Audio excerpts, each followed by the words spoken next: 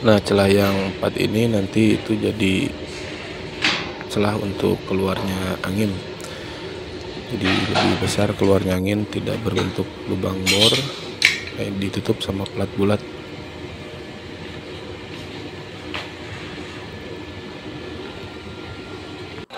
Lubang samping tetap dikasih, tetap dibikin seperti biasa,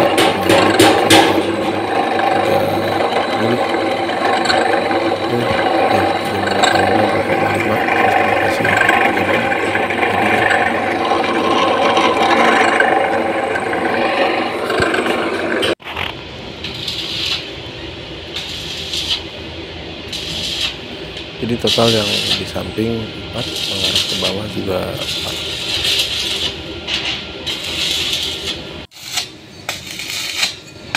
Plat bawah ini kebetulan udah ready, jadi udah tinggal pasang ke nozzle udara. Untuk tungku juga yang pendek,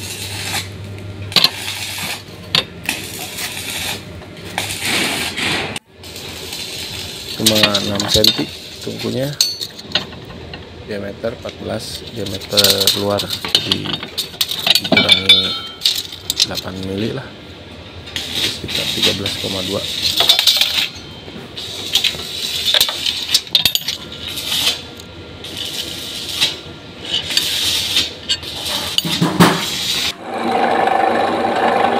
Ini untuk lubang oli itu dari bawah itu 2 cm.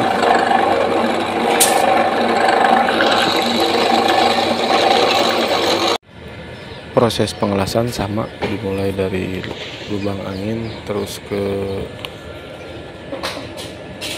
tungku bagian bawah tatakannya, terus pas tungkunya ke nozzle oli, baru ke inlet udara. Ya samalah kurang lebihnya. Kalau untuk proses pengelasan bisa dilihat di video sebelumnya.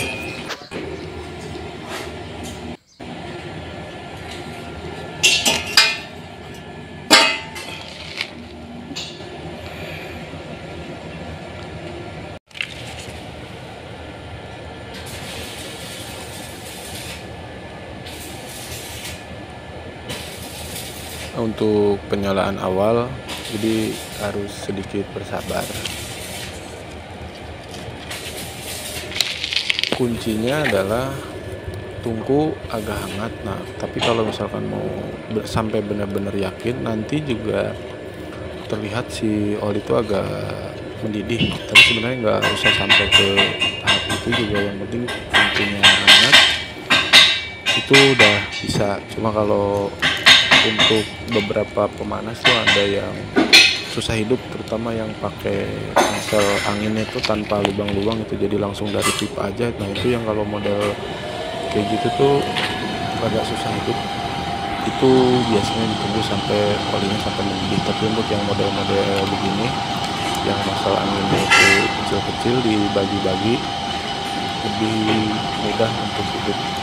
Setelah hidup itu di awal pasti apinya kuning dan masih ada asap-asap itu dari kertas yang tadi ya, dan si api dominan kuning, terus cenderung belum merata pemanasannya, itu biasanya karena si kertas-kertas itu masih banyak di ruang bakar. Biasanya di awal tuh kita cuma kasih kipas tuh sedikit aja dulu, nggak ke keterannya, jadi setengah dulu. Ada yang kalau kipas DC itu biasanya pakai dimmer, pakai pengatur kecepatan kipas. Nah, kalau untuk yang kipas AC itu biasanya metodenya sama kayak kipas keong, pakai sistem buka tutup. Nah, kita juga ada yang pakai kipas DC, itu yang pakai kipas sentrifugal, kita lengkapi sama tutupnya. Jadi kalau untuk di awal itu setengah aja, nggak full dulu dikasih anginnya. Nanti kalau misalkan apa cirinya gitu, setelah ini terbakar si oli itu biasanya ada suara gemuruh, itu lebih besar suara gemuruhnya, itu tandanya sudah mulai terbakar. Dan biasanya kalau model yang saya bikin itu, awal mula si oli mau terbakar itu ada api yang warnanya putih keabu-abuan. Nah, nanti selang beberapa detik setelah itu keluar api yang warna biru. itu tandanya pembakarannya sudah mulai sempurna, sudah mulai rata gitu. Nah, sedangkan untuk oli yang tercampur air bisa dilihat di video itu agak ada terjadi lempatan gitu si apinya. Memang kalau kecampur air itu kayak gitu, tapi itu ya normal lah, masih biasa gitu, nggak terlalu ini. Cuma memang kadang kalau airnya terlalu banyak itu bikin si pemanas ini jadi berasa air sama endapan lumpur. Nah, ini yang penting. Jadi kalau misalkan kita dapat air itu baiknya disaring dulu, disaring endapan lumpur atau tanah pasir yang biasanya ke bawah itu bekas ganti oli, itu baiknya disaring jangan sampai itu ke pembakaran, karena selain nanti akan menyumbat di jalur inlet oli, proses pembakarannya juga agak susah kalau banyak pasir sama airnya. Kalau untuk air sendiri sih ya mau gimana lagi, agak repot juga nyarinya, harus bikin water separator gitu, harus sedikit-sedikit. Tapi di sini kita maklumi kalau untuk air biarin aja, paling ada loncatan-loncatan sedikit. Tapi kalau untuk pasir itu mau nggak mau, karena nanti keraknya di dalam tungku juga si hasil pembakaran itu nggak mulus di dasar tungku itu, ada kerak yang khas banget, tebal banget. Nanti kalau kebanyakan itu, kalau keseringan seperti itu biasanya agak keras, agak lengket jadi, karena proses kebakar gitu, jadi kayak tanah liat dibakar lama-lama jadi nyatu semuanya, itu jadi kayak gitu. Kalau punya kita bikin selama itu murni oli gitu, walaupun ada air sedikit-sedikit, nanti hasil pembakaran itu benar-benar bersih di bawah itu sampai menghilang tanpa ada kerakuan. Keras, harus dibersihkan sampai selama itu isinya murni oli. Nah, kalau misalkan agak lama-lama, kita bisa bersihkan si kertas itu, kita keluarin aja dari ya, benar-benar hasil pembakaran ini murni dari oli itu yang kita pakai untuk pembakaran awal tadi. Untuk mengoperasikan pemanas oli bekas, kadang-kadang teman-teman itu harus nyoba 1-2 kali, nyoba sebentar itu, nyoba lama itu, jadi membaca karena yang desain beda ukuran itu, beda nozzle itu, beda karakteristik, itu yang harus dipahami. Tapi bukan hal yang sulit, karena seiring kebiasaan juga nanti pasti paham dengan karakteristik. Kayak contoh yang di video ini yang saya bikin, model tungku yang pendek kayak gini, itu karakter pembakarannya dia api biru itu jadi lebih banyak setelah ada benda kerja di atas. Dan contoh kayak gini, setelah ditaruh panci, apinya jadi justru birunya lebih banyak. Nah, memang ini didesain untuk seperti ini. Beda halnya dengan kita yang desain untuk bukan pemanas padam, jadi tanpa ada benda kerja di atasnya itu si pemanas harus sudah hidup. Nah, kalau yang model difungsikan jadi pemanas itu api terfokus ke satu itu tidak masalah, karena nanti proses pemanasan di dalam ruangan itu bisa memanfaatkan dari panasnya tungku punya warna merah, itu otomatis panasnya menekan. Tapi kalau kita yang kita fungsikan untuk kayak gini lah, untuk memanaskan air itu si api itu harus cenderung ke atas panasnya, difokuskan ke atas, banyak ke atas dulu, jangan sampai melambat di sana karena tidak ada si pemanasannya. Ya, itu yang mempengaruhi dari desain itu, kemudian desain nozzle-nya, arah nozzle-nya. Nozzle itu terbagi jadi 3 bagian kalau menurut saya. Jadi nozzle itu untuk yang pertama itu arahnya itu. Kalau teman-teman pernah beli pemanas oli yang hari dulu, kalau hasil lama-lama mungkin harus disuruh dari jalan karena tidak ada nozzle yang mengarah ke oli secara otomatis. Terus bagian tengah itu untuk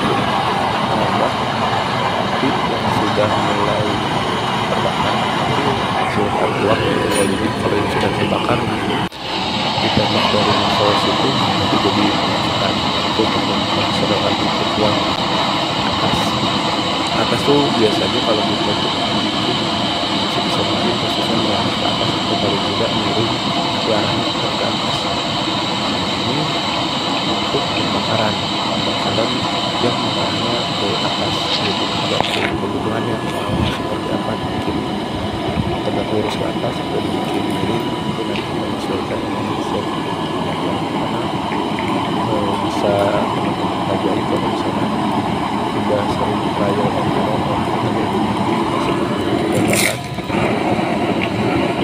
Semakin tinggi semakin yang nozzle yang arah ke atas itu semakin kurang kontribusi, tekanan pembakaran sendiri sudah terjadi di tangan, jadi semua bagian sudah semakin nozzle ke atas. Tapi kalau kita hitung makin pendek, pembakaran itu di bawah sama di tengah belum tercapai sempurna, belum terbakar semua di titik inilah yang nozzle yang bagian atas itu berfungsi. Itu makanya kalau kita kasih sedikit tekanan itu di atasnya dikasih benda kerja untuk agak tahan biar nggak terlalu bablas ke atas, nozzle atas jadi berfungsi, makanya apinya jadi gede. Kita kasih benda kerja di atasnya, kira gambarannya kayak gitu. Ini bisa dipelajari lebih lanjut kalau udah sering bikin trial and error. Ya sama, saya juga masih menggunakan beberapa nozzle, alirannya seperti apa, pelajari bagaimana pengaruhnya terhadap hasil pembakaran. Kayak misalnya apakah bisa bagian atas gede banget, biasanya kita lubang di bor gitu, kita kasih lubang gede yang jaraknya 1 cm lebih, itu yang kita fungsikan atau kita fungsikan supaya pembakaran di atas lebih gede, dengan harapan di bawah sama di tengah nggak terlalu tercapai gitu pembakarannya, jadi masih banyak buat oli, jadi di bawah sama di tengah itu menguapkan aja, tidak terlalu terbakar sempurna.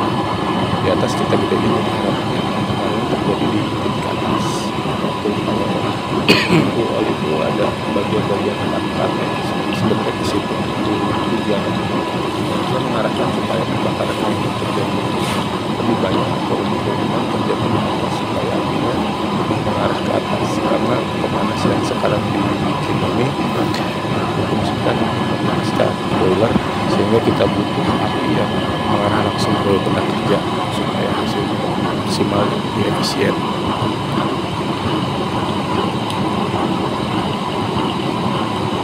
Nah, untuk uji cobanya sendiri sih cukup memuaskan sana.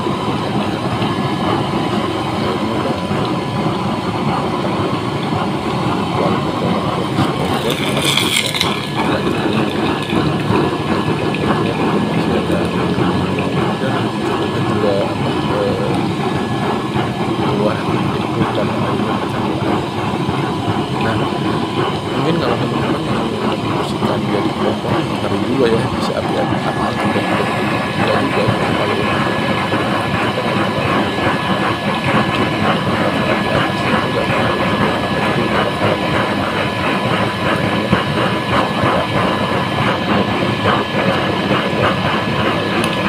model-model kayak gini memang cenderung sering terlihat pembakaran di atas, jadi langsung bisa keluar untuk